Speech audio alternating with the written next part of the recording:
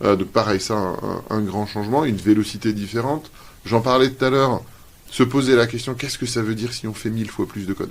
En fait, je pense que c'est peut-être l'élément, c'est voilà, on fait déjà 100 fois plus de code qu'on faisait il y a 20 ans. Mais là, voilà, si on refait un fois 1000, qu'est-ce que ça veut dire? Donc beaucoup de questions sur les topologies d'équipe, comment on va les faire travailler, comment on les fait avancer. Pour les développeurs plus spécifiquement, des équipes plus petites. Ça, c'est vraiment un élément qu'on voit où en fait la vélocité est telle maintenant que les cérémonies qu'on pouvait avoir autour du Scrum ou du Safe avec des meetings quotidiens, en fait, en 24 heures, on peut avoir énormément avancé.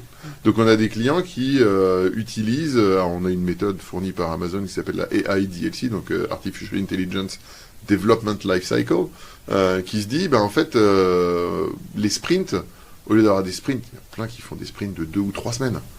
Les sprints, on peut en faire plusieurs par jour, maintenant. Et donc, ça change un petit peu, il faut changer la manière de communiquer. Sauf que si j'attends d'avoir une grosse cérémonie 3 fois par jour, je suis plus du tout productif. Je passe mon temps en meeting et j'avance pas du tout. Et donc, on voit souvent des équipes plus petites, avec des contextes qui sont un peu plus contraints et qui, du coup, vont avoir une communication plus efficace. Donc, pareil, ça, un grand changement, une vélocité différente. J'en parlais tout à l'heure, se poser la question, qu'est-ce que ça veut dire si on fait 1000 fois plus de code? En fait, je pense que c'est peut-être l'élément, c'est voilà, on fait déjà 100 fois plus de code qu'on faisait il y a 20 ans. Mais là, voilà, si on refait un fois 1000, qu'est-ce que ça veut dire? Donc beaucoup de questions sur les topologies d'équipe, comment on va les faire travailler, comment on les fait avancer. Et moi, peut-être mon côté personnel, mais du coup, ça force les développeurs à avoir un petit peu plus d'empathie et un petit peu plus de compréhension du contexte. On peut plus, en tant que dev, dans un environnement IA qui va aussi vite, se dire « Ah ouais, mais non, mais c'était pas dans les specs ».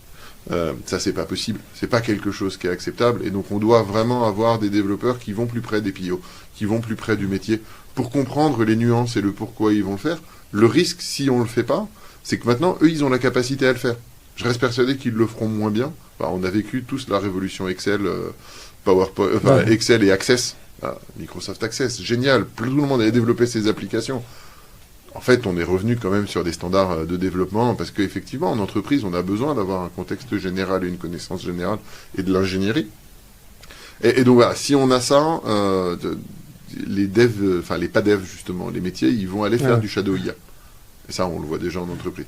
Donc comment on les aide sans nécessairement les brider? Parce que ce qu'on veut pas, c'est avoir l'IT qui vient et qui dit « Non mais moi j'ai raison, je sais ce que je fais, toi t'as tort, et tu comprends pas. » Parce qu'il dit, non, en fait, je comprends très bien. Moi, j'ai mon fils, il fait ça. Tu vois. Donc, hop, ils y vont.